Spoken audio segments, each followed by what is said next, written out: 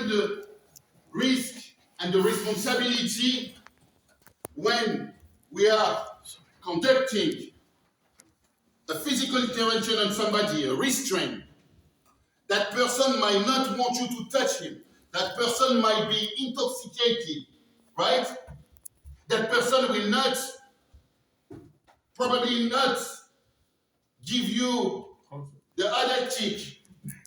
That person might be triggered into fight or flight mode. You know the fight or flight mode.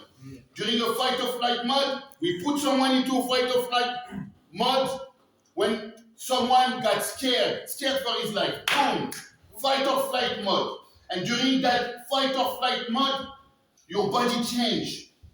Adrenaline, your heart, your muscle, everything about you, Superman. Even your sight. So if you are wearing glasses, you will see clearly. But don't throw them away. They might come handy. Yeah. That fight or flight mode, it lasts for a short period of time. It's meant to keep you alive. It's a natural survival mechanism. So we could have a customer who is in a fight or flight mode, and you will have a freaky strength who will restrain him on the ground. I will jump on the top of him. I'm 130 kilos. Then my other colleague, 110, 120. Another 120. The guy could be carrying on him for 500 kilos. But he's in fight or flight mode. So he's still resisting, and we don't understand. So how look this guy? Yeah, he must sleep in the gym. Yeah, how look the strength, man. Yeah. And then what's up? After 1 minute, 2 minutes, light out. Fight and flight mode is over. And he's absolutely drained, physically, mentally, when we are putting pressure on him. 600, the size or the weight of a small car. Squeeze. Then the life in that body is impossible. And the guy, ciao, bye-bye. Yeah? The guy will die. So guys, you see, when we are involved in physical intervention, it's not a joke. We heard about George Floyd, yes or not? Yes. He died from something called positional asphyxia. Do you know what is positional asphyxia? It's going to be one of the questions that I'm going to ask you, yeah?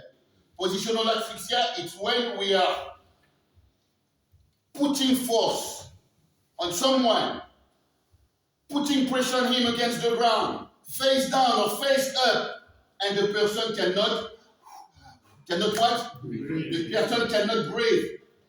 We cut off the air supply to the brain, and this will lead to what?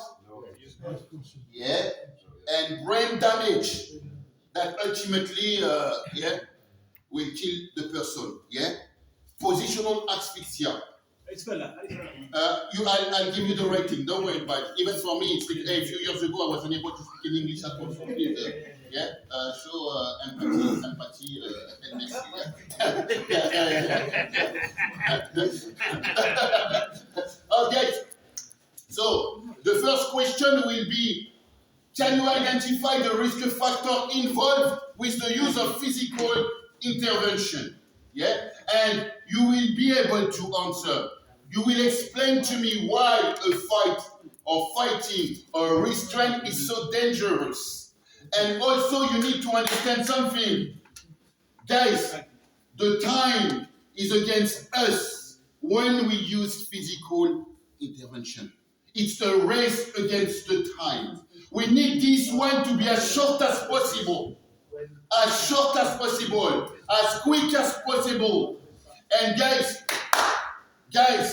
when we are involved in physical intervention like this, follow me. We will always have a team leader. A team leader is not involved with the fight with us. A team leader is like this, he's talking to the customer, trying to make him give up.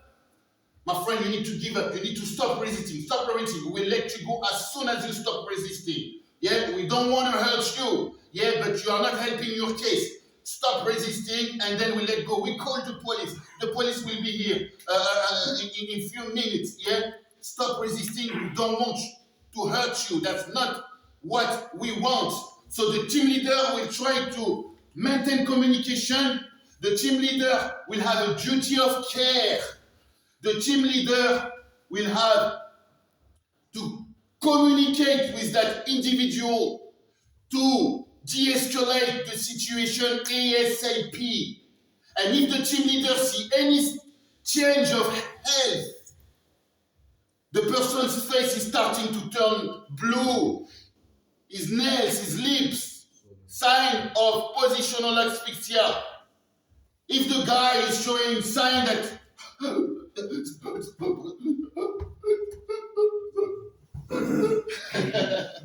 yeah, breathlessness, sign of positional asphyxia, the team leader will say stop, and we all have to stop, and we all have to stop.